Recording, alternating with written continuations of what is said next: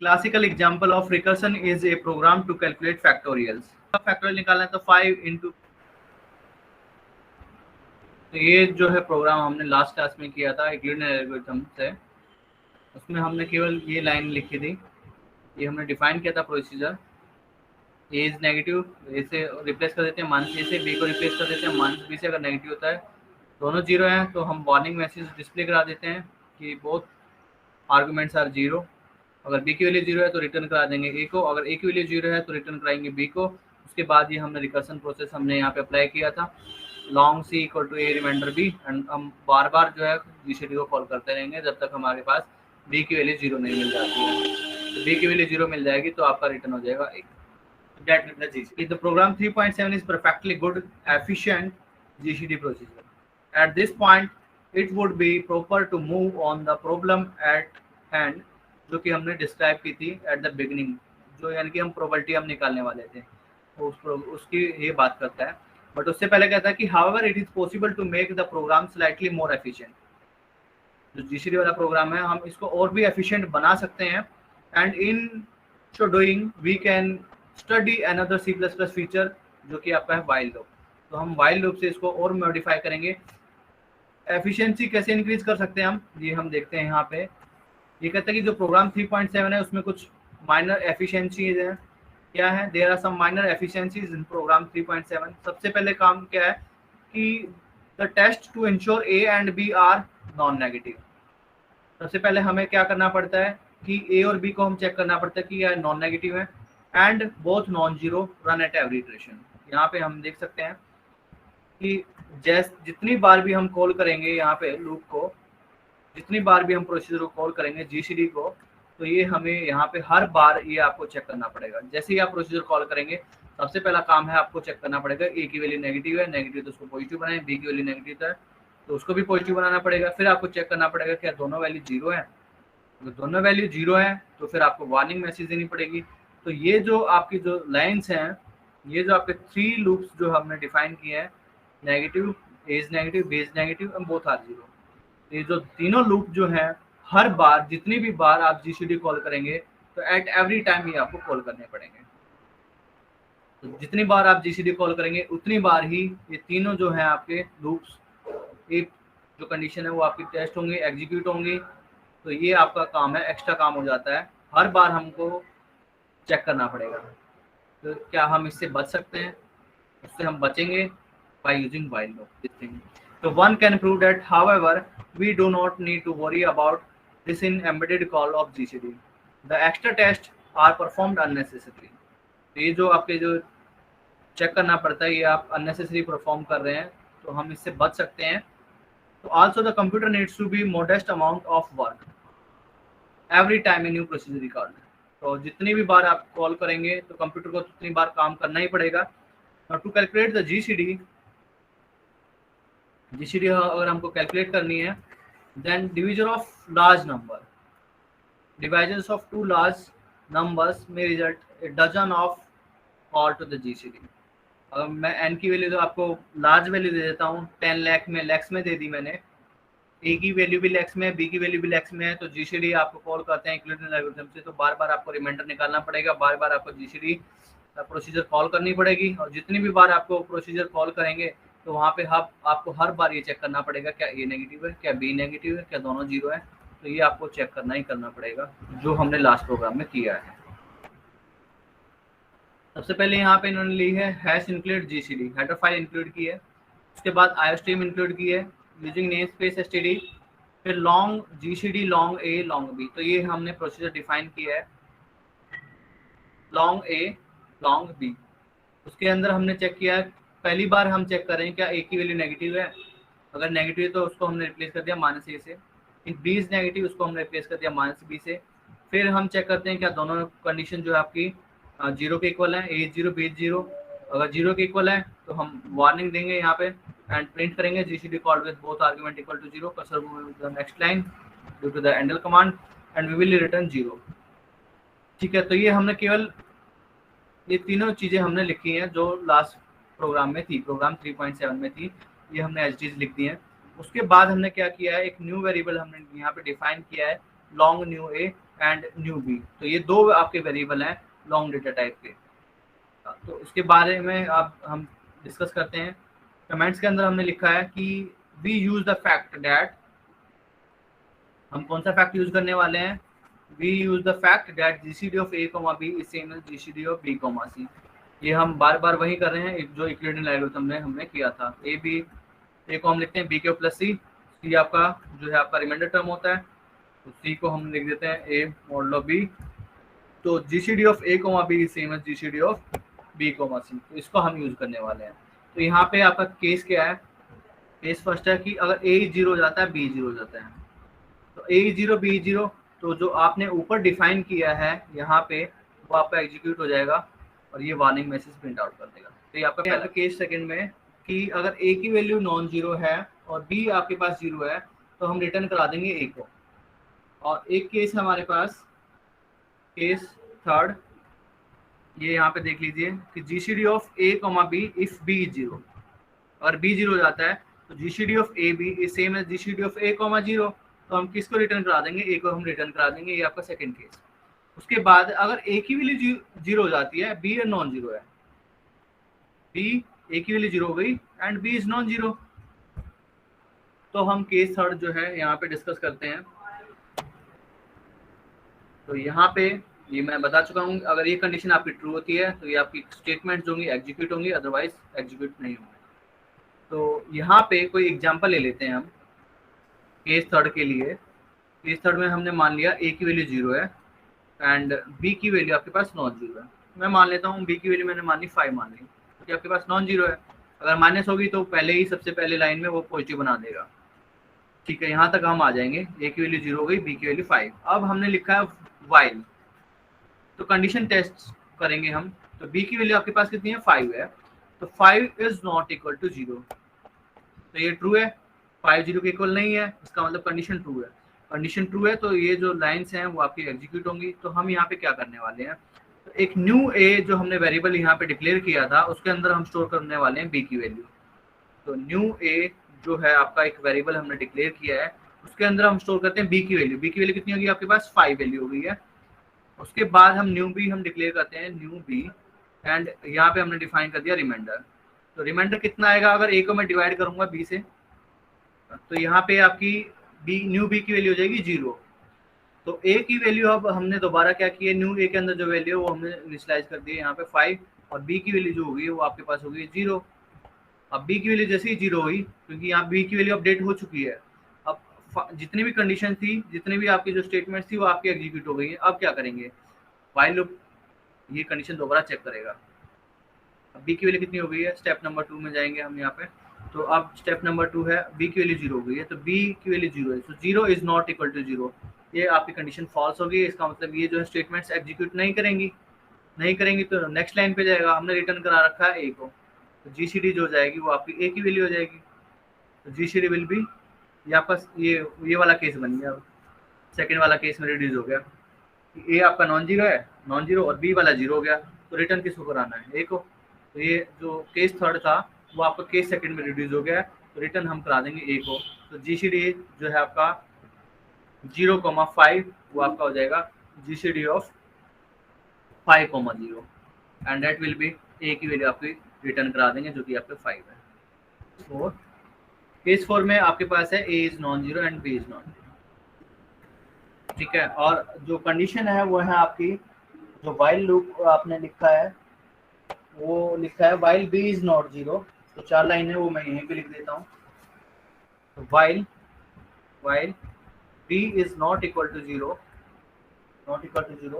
तो न्यू ए एक वेरिएबल हम डिक्लेयर कर रहे हैं, इसके अंदर हमने स्टोर किया है बी की वैल्यू को। न्यू बी इसके अंदर हमने स्टोर किया है सी को, जो कि आपका रिमाइंडर है ए मॉडुलो बी।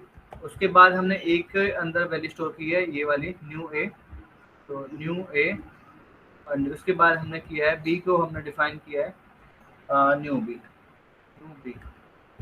इसके बाद जो है आपका वाइल लूप जो है टर्मिनेट हो जाता है। तो ये आपकी वाइल स्ट्रक्चर है जो कि हमें यूज करना है। अब ए की वैल्यू नॉन जीरो है, बी की वैल्यू नॉन जीरो है। तो मैं एग्जांपल जो हम कंसीडर करते हैं, ये हम कंसीडर करते हैं जनरली, जो मैं यूज कर रहा हूँ अभी तक एग्जांपल। तो हम इसमें क्या करते हैं, 172 को हम डिवाइड करते हैं, तो ये डायरेक्टली मैं लिख देता हूँ, तो कितना आएगा 12, 12 इज नॉन जीरो, उसके बाद 20 हो जाता है, 20 के बाद इसको डिवाइड करते हैं 12 से, सो रिमाइंडर आपका आता है 8, 8 इज नॉन जीरो, फिर हम 12 को डिवाइड करेंगे, 12 को डिवाइड करना है 8 से, तो it will be 4, 4 is your non zero, फिर ये आपका हो जाता है 8 और ए हो जाएगा 8, बी हो जाएगा 4, रिमाइंडर इज 0, 0 आ गया, तो ये आपका ए है 4 और ये आपका हो जाएगा 0। तो हाँ, यहाँ पे अब ये वाला केस बन गया सेकंड केस, ए जो है आपका नॉन जीरो है और बी की वैल्यू 0 है, जो अभी हमने डिस्कस किया है। आप रिटर्न करा देंगे ए को, तो जी सी डी जो है आपका रिटर्न ए, रिटर्न ए, और ए आपका हो गया 4, तो जी सी डी आपका आ जाएगा 4। तो ये हम करते हैं। तो वाइल लूप यहाँ पे कैसे अप्लाई करेंगे वो हम देखते हैं। स्टेप नंबर 1, सबसे पहले आपके पास है बी की वैल्यू, तो बी की वैल्यू है यहाँ पे, बी की वैल्यू है 20 जो कि है नॉन जीरो, तो बी 20 है और 20 इज नॉट इक्वल टू 0। तो ये जो है कंडीशन हम चेक करेंगे, b is not equal to 0 या 20 इज नॉट इक्वल टू 0, तो ट्रू है ये, तो ये कंडीशन आपकी ट्रू है, तो ये स्टेटमेंट्स एग्जीक्यूट होंगी। तो पहली जो लाइन है वो है आपका न्यू ए, उसमें हमने स्टोर कराया b की वैल्यू, तो b की वैल्यू कितनी है हमारे पास 20 है, तो न्यू ए आपका हो गया 20। फिर उसके बाद हमने लिखा है न्यू b, तो न्यू b के अंदर क्या वैल्यू स्टोर होगी, वो स्टोर होगी जो कि आपका रिमाइंडर है, जब a को हम डिवाइड करेंगे b से। a की वैल्यू कितनी है 172 और मोड लो 20, तो रिमाइंडर कितना आएगा, वो आपका आएगा 12, इट इज 12। ठीक है, अब ए के अंदर हमने क्या किया है, ए के अंदर हमने डिक्लेयर कर दिया न्यू ए की वैल्यू, न्यू ए की वैल्यू होगी 20 और बी के अंदर हमने स्टोर करवा दिया न्यू बी की वैल्यू कितनी है 12 है। तो ये आपका पहला स्टेप यहाँ पे स्टेप नंबर 1 ये है, तो ये हमने यहाँ पे लिख दिया है। उसके बाद स्टेप नंबर 2 में क्या होता है, स्टेप नंबर 2 में क्या होगा, अब ये आपका ए हो गया, a equal to b q plus c. तो आप सेकंड स्टेप में आए तो आपकी ए की वैल्यू जो है अपडेट हो गई है, ए की वैल्यू आएगी ये और बी की वैल्यू आएगी ये, तो वो हमने यहाँ पे अपडेट करा चुके हैं। ए की वैल्यू होगी 20, बी की वैल्यू होगी 12। अब क्या करेंगे, अब हम दोबारा हम वाइल लूप पे जाएंगे स्टेप नंबर 2। तो स्टेप नंबर 2 में स्टेप नंबर 2 पे मूव करेंगे। तो स्टेप नंबर 2, अब है कंडीशन चेक होगी, b is not equal to 0, तो 12 जो है वो आपका 0 के इक्वल नहीं है, तो कंडीशन ट्रू है, ट्रू है तो हम क्या करेंगे न्यू ए की वैल्यू होगी b की वैल्यू कितनी है अब 12, तो वो आपकी स्टोर होगी न्यू ए के अंदर। अब न्यू b के अंदर कितनी वैल्यू स्टोर होगी, रिमाइंडर a मोड लो b, तो a की वैल्यू तो आपके पास 20 है, तो दैट विल बी 20 मोड लो b की वैल्यू कितनी है 12, तो ये वैल्यू आएगी 8, तो ये आपका यहाँ पे रिमाइंडर आपके आ गया c, this is your c value, this is your c value.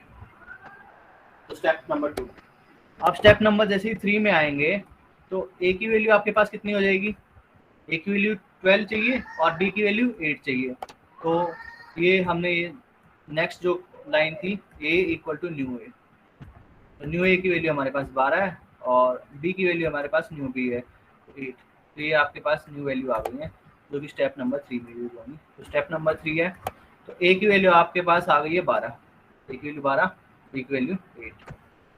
तो अब हम दोबारा से चेक करेंगे condition, b is not equal to 0, तो 8 जो है आपका 0 के इक्वल नहीं होता है, कंडीशन इज ट्रू, तो फिर हम लूप एग्जीक्यूट होगा, न्यू a की वैल्यू आएगी b की वैल्यू कितनी है, b की वैल्यू आपके पास 8 है, 8 स्टोर हो गई यहाँ पे। फिर न्यू b में क्या करेंगे, रिमाइंडर निकालेंगे a modulo b, a modulo b, a की वैल्यू कितनी है यहाँ पे 12 मॉडलो b की वैल्यू कितनी है 8, तो इट विल बी 4, तो a की वैल्यू अब रिप्लेस हो जाएगी न्यू a से, सो न्यू a की वैल्यू कितनी है 8 और b की वैल्यू रिप्लेस हो जाएगी न्यू b से, न्यू b की वैल्यू कितनी है 4, तो ये आपका नेक्स्ट स्टेप आ जाएगा स्टेप नंबर 4। स्टेप नंबर 4 में हमने क्या किया है, यहाँ पे आप देख लीजिए स्टेप नंबर 4 में आ गए हैं, तो ये आपका स्टेप नंबर 4। स्टेप नंबर 4 में क्या करना है, a की वैल्यू अब आपके पास ये हो जाएगी, b की वैल्यू ये और c की वैल्यू आपके पास आ जाएगी 0। अब a की वैल्यू 8 है, b की वैल्यू 4 है, a की वैल्यू 8 है, b की वैल्यू 4 है। अब फिर कंडीशन चेक होगी, b is not equal to 0, तो 4 जो है आपका 0 से डिफरेंट होता है, सो कंडीशन इज ट्रू, तो फिर दोबारा से स्टेटमेंट्स एग्जीक्यूट होंगी, तो न्यू a की वैल्यू हो जाएगी b की वैल्यू कितनी है 4, और न्यू बी की वैल्यू जो हो जाएगी वो आपके पास हो जाएगी मॉडलो। 8 को हम डिवाइड करेंगे 4 से, सो रिमाइंडर इज 0।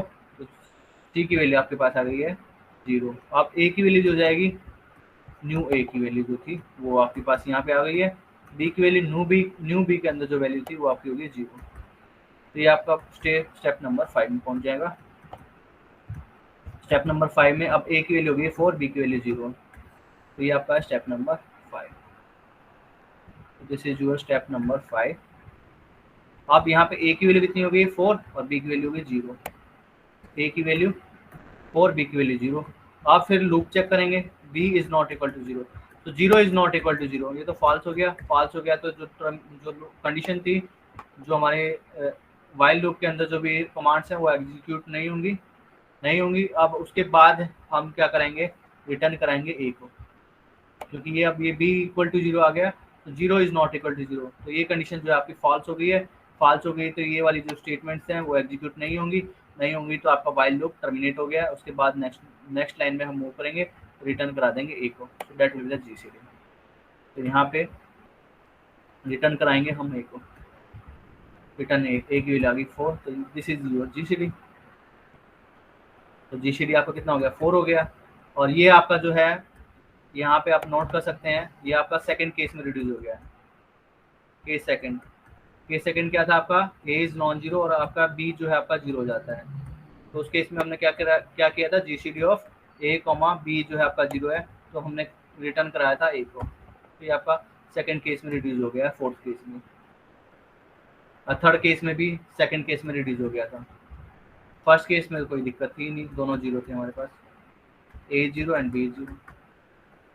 सेकंड केस ये है तो रिटर्न कराते हैं हम ये पे। और केस थर्ड जो था आपका, अगर ए 0 जाता है, बी नॉन 0 होता है, तो ये भी हमने रिड्यूस करा दिया था वाइल लूप से, ऑटोमेटिक रिड्यूस हो जाता है सेकंड केस में। सिमिलरली केस फोर्थ में भी ये आपका रिड्यूस हो जाता है। अगर ए नॉन 0 है, बी नॉन 0 है, तो ये आपका लास्ट में करते करते सेकंड केस में रिड्यूस हो जाता है। आपका ए नॉन 0 आ जाता है, बी आपका 0 हो जाता है। तो ए नॉन 0, बी 0। तो रिटर्न करा देंगे हम ए को। तो रिटर्न करा दिया हमने ए को, that will be the GCD. While loop जो था प्रोग्राम, ये यहाँ पे 4 लाइन है वाइल के अंदर। यहाँ पे 4 लाइन है। पहली लाइन है न्यू ए, सेकंड लाइन है न्यू बी। उसके बाद ए के अंदर हमने वैल्यू किसको स्टोर कराया है, न्यू ए को स्टोर किया है। और बी की वैल्यू हमारे पास न्यू बी है।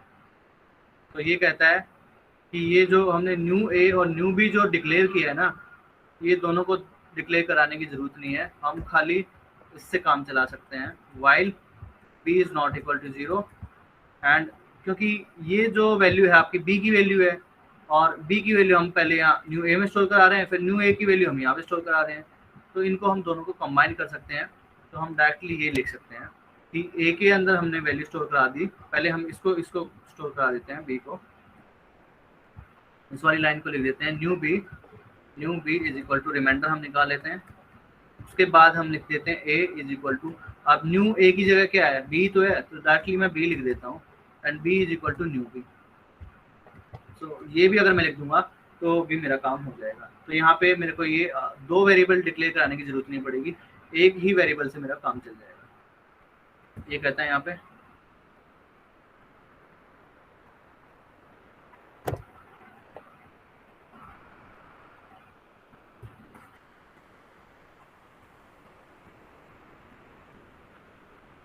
देख लीजिए, यहाँ पे केवल एक ही लाइन चेंज करी थी। ये 3 लाइन है। जो पहली वाली लाइन थी new a equal to b, वो हमने यहाँ पे डायरेक्टली ए के अंदर लिख दिया है। अगर आप इसको रन कराएंगे तो ये आपका सेम वैल्यू आएगी।